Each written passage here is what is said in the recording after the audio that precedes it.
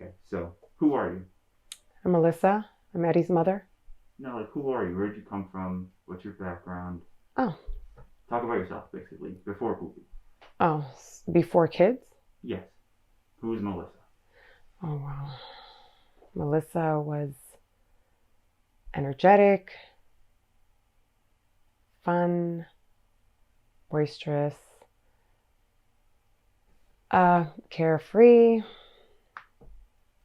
That was Melissa.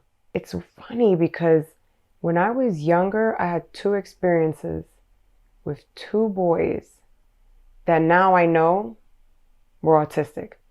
But I was terrified of one, and one used to scream and run up the hallway when we lived in an apartment in Brooklyn on the third floor. I would have to pass this floor, and every day I'd be terrified to pass through the staircase because I thought he was crazy.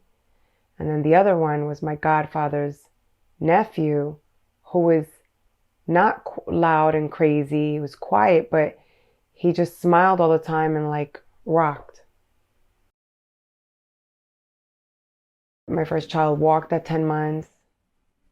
And so, and he understood. And then I had Eddie, and he was a very quiet baby, total opposite of my first child, who was not a quiet baby at all. Was very colicky. And then he seemed to be doing normal stuff. He walked at 10 months also. And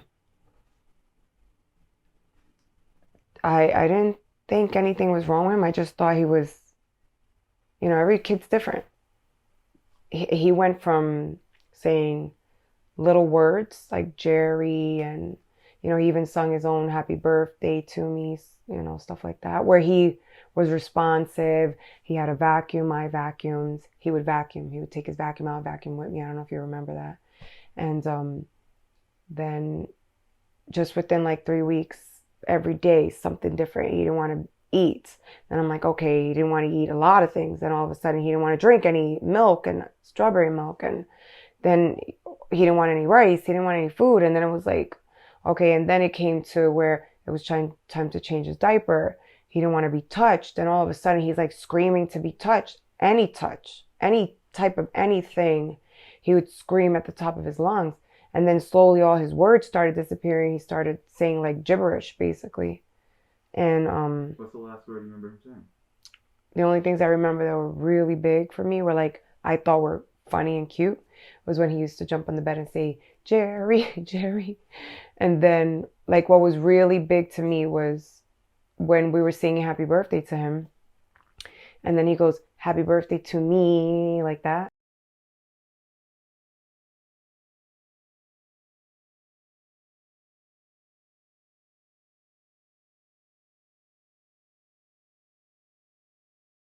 That son is gone. Like that son died. I hate to say it, but that son died. Like that kid that looked like he had this like bright Your dream future. turn. Yes. And it's so weird because it's weird because I didn't feel like my dreams shattered. I felt like he was never going to get the life I thought he deserved. All these milestones hurt me. Like all of them. Like like as I see you guys go on, I see him not. And like I will cry that whole day. Even though my happiness is for everybody else, I probably won't cry that day because we're always celebrating. It will be the next day that I'll be with Eric and I'm like, you see, these are all, this movie's never going to do this. You know? Eddie's never going to do this. I honestly feel like working in the real world is easier than dealing with someone with all his challenges. What advice would you give to someone who is dealing with a family member with autism? So, let's say a friend comes up to you and tells you that their baby they just had is like Poopy or Eddie. What advice would you give that person? Every day, you have to remain patient. And then you have to succumb to it, where your patience is like almost honestly like saintly, because he requires so much patience I felt like I got mine from somewhere else because I don't know where the heck my patients came from. But you have to do that and you have to accept. Because if you don't accept this, and you have to accept it as it being lifelong, which is hard. So for me, I feel like every year I have to re-accept.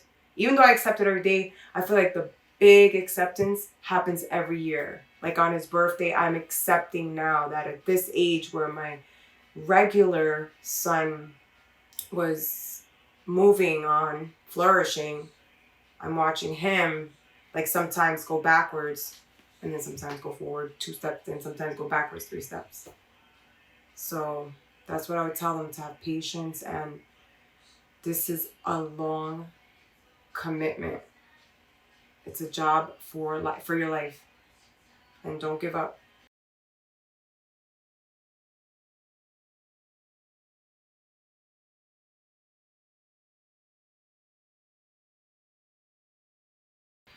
So my true hopes, that he doesn't ever get abused.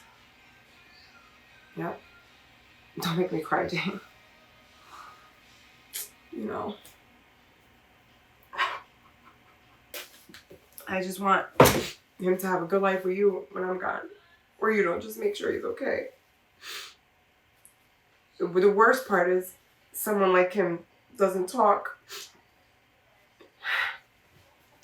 So you just never know what's happening to him. You know? That's all. You just want him to be happy. I want him to be happy and safe. Like, he deserves that. Like, he's in a cruel world. You know? And he's actually in danger. Like, the world, he's not built for this place, but he's here. So I just hope he's the happiest he could be, safest he could be, and the healthiest he could be.